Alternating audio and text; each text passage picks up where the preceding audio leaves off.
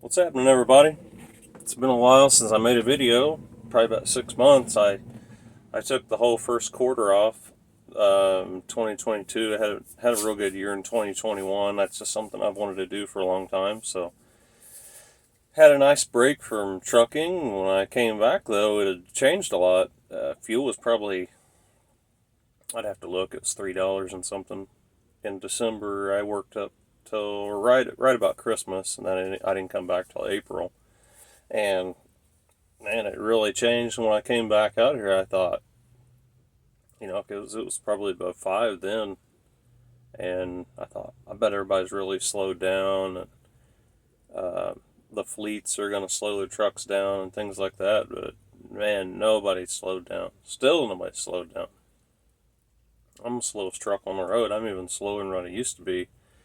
Very rarely do I ever go over about 57 anymore, unless I just have to for a short amount of time. So I've just been working on my fuel mileage, and that's the easiest thing to do, slow down. It doesn't cost you anything. So that's what I've been doing. And so this past week, I'm getting unloaded here. There's a guy on a forklift. Every Monday, the national fuel average comes out. So this week it was a 570. That's record highest fuel's ever been, diesel fuel. So I thought I'd base this on 100,000 miles. I usually do about 110, 112, but probably most people do at least 100. And just to make it in even numbers here. So I just wanted to show you the importance of how much just 1 mile a gallon can make. At say if you're getting 10 miles a gallon, I'm not averaging 10 miles a gallon. I think I'm about 9.5,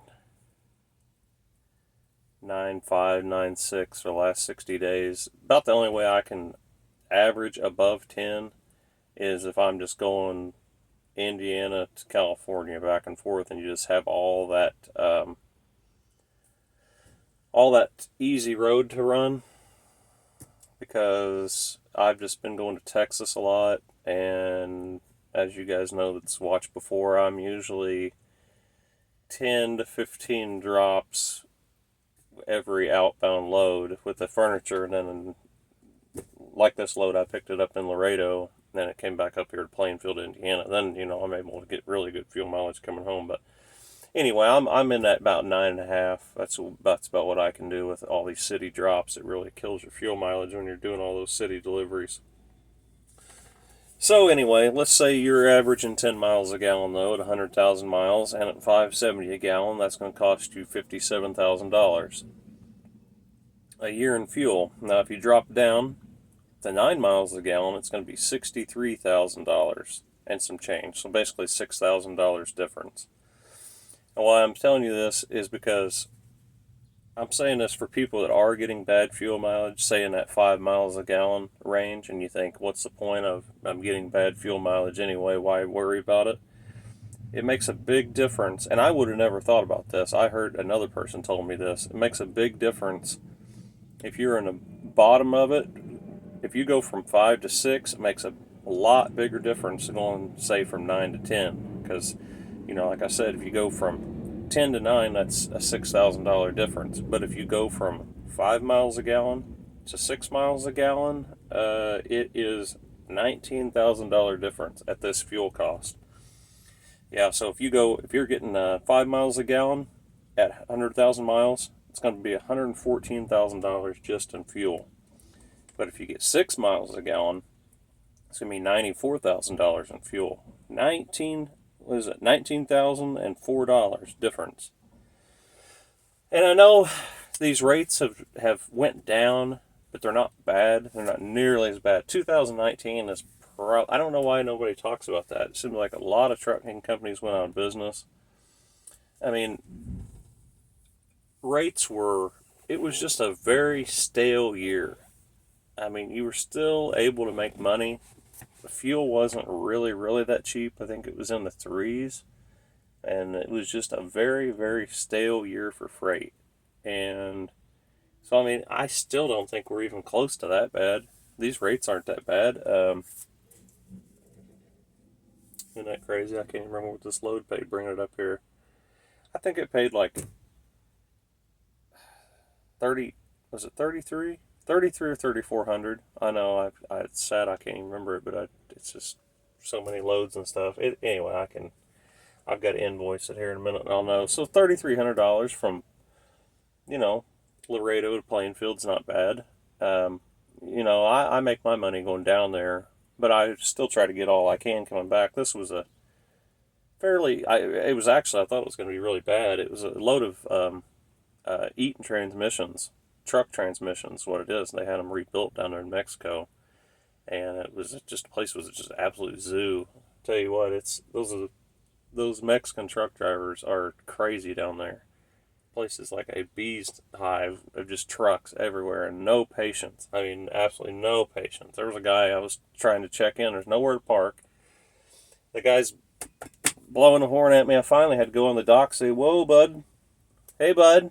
I'll be out there in just a second." And he finally calmed down because I was in front of his dock door, but there's just nowhere to get out of the way. But these rates are really good. Not really good. I'm rambling, aren't I? They're okay. They're not, of course, they're not as good as what they were last year. That's a year we're probably never going to see again. Everybody had a good year last year. Fuel was okay. I mean, and those rates were just unbelievable. It was so easy to make money last year. And I feel sorry for somebody that thought it was going to be like that forever. Because anybody that's been in it for a while, and it's ups and downs in trucking all the time. People paid way, way too much for equipment. I actually thought about getting out of trucking for a while and selling all my equipment just because I could double my money on it. And I mean, it's hard to find a dry van still. Equipment's still overpriced, but it is coming down and there is more of it for sale. So we've seen the top of it. It's just like real estate. It's coming down and there's more of it for sale. But anyway, I said all that to say this, as I think as people start to panic, these rates are coming down, fuel's up. It's like they're trying to run more and get more done, when I think really you're losing more than you're making just because of the price of fuel.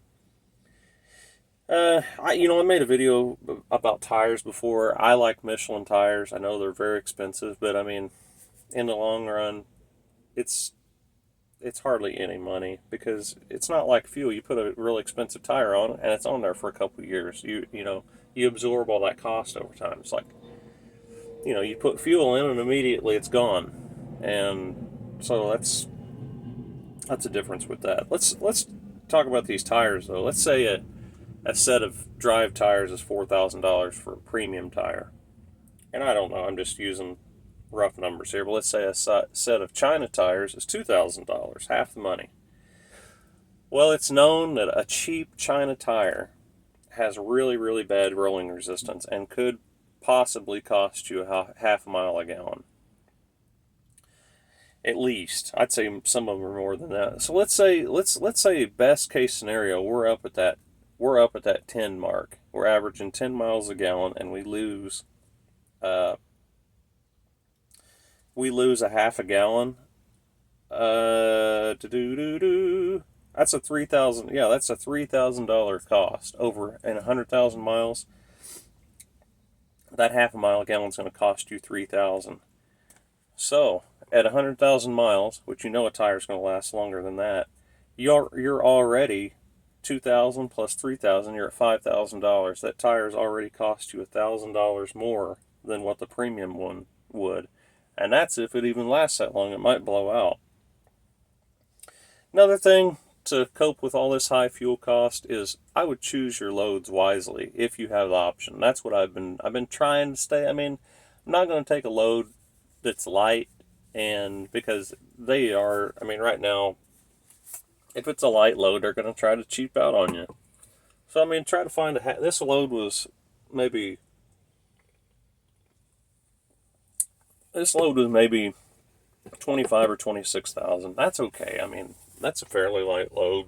It was transmissions that were low to the ground.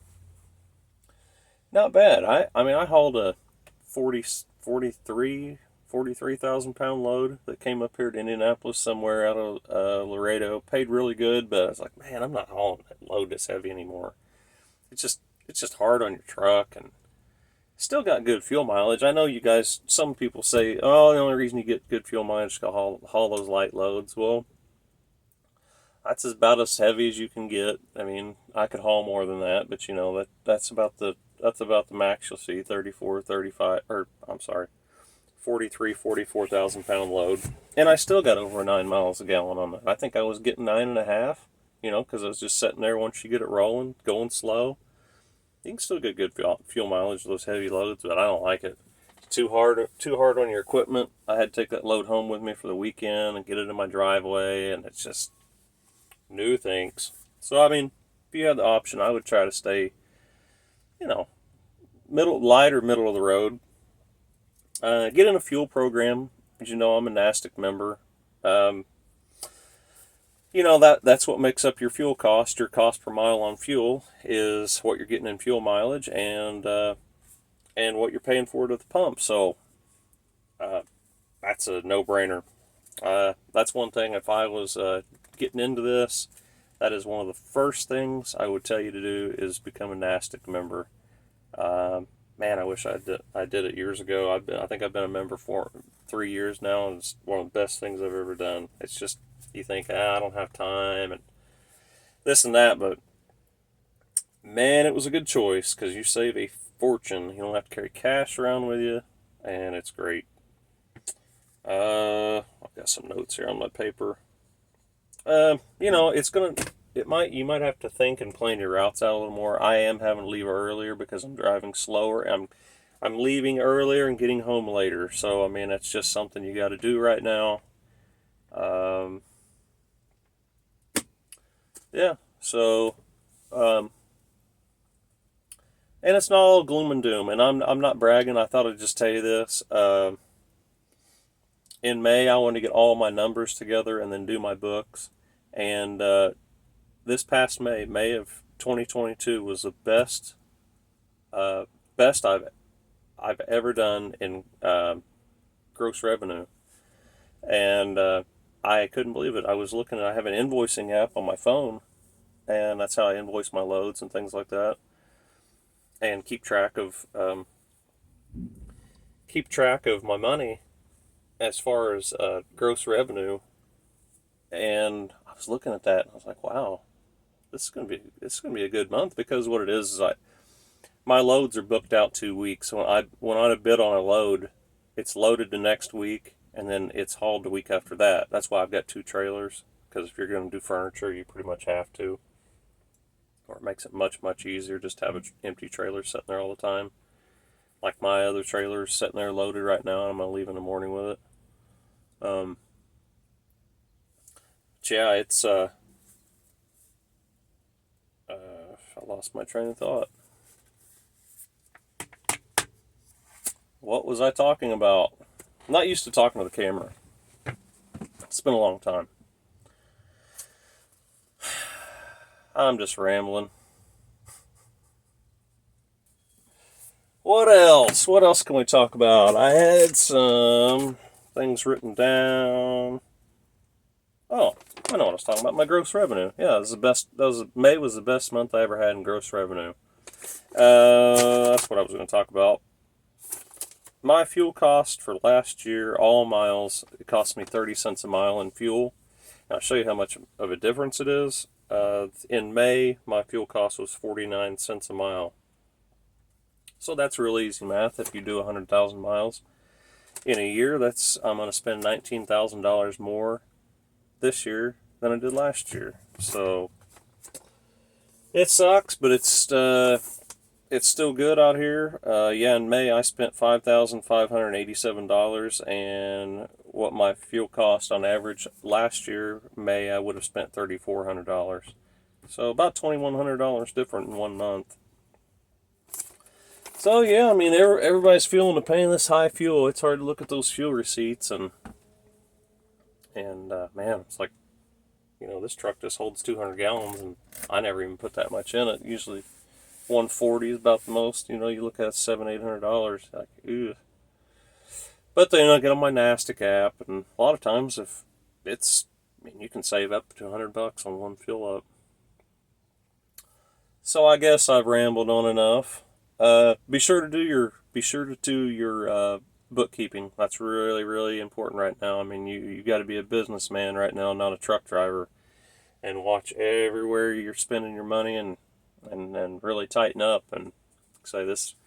I mean, I don't want to be cocky about it. This isn't really affecting me at all. And I just saw a Yahoo headline. You'd think it's the end of the world. These guys are going on about this stuff. This is what I thought was funny. This guy was whining about not. He said he was talking about, I've had to do things like not idle my truck. I'm like, I haven't idled this truck ever. I suffer. I know I'm probably crazy, but I sit and suffer in this thing in hot. I do have a bunk heater, as you know, so it's a lot easier on me in the winter. But I thought, what a crybaby. You shouldn't. I don't think you should be idling your truck anyway. It's hard on your truck and it's hard on your wallet. That's what I say. The other thing he said was he's having to plan his fuel stops. He's having to look around for the best price on fuel. I thought, man, see, that's what I'm talking about. These guys have got in this thing, and it's just, they were making so much money, you didn't even have to think about where you were spending it. There was more than enough, and probably a lot of them thought it was going to be like that forever. Went out and bought cars and boats and motorcycles, all the stuff. Anything with an engine is a waste of money, unless you just have a lot of money, in my opinion, but I'm a big cheapskate too. So I've rambled on enough. Do those books. Do those books monthly. I think I heard a thing where it said, oh gosh, what is it? 85 or 90% of owner operators don't do any monthly bookkeeping. Have no clue whether they're making money or not. And just from my experience, when I first got into business, I didn't do it for a few months, and when I started doing it, I don't know how you could run your business without knowing it. It's one of those things where I think some people don't even want to know. And I don't know. Not me. Not me. I don't think that's a good idea. So anyway. Yep, do those books and know your numbers. And that'll do it. Till the next time. Thanks for watching.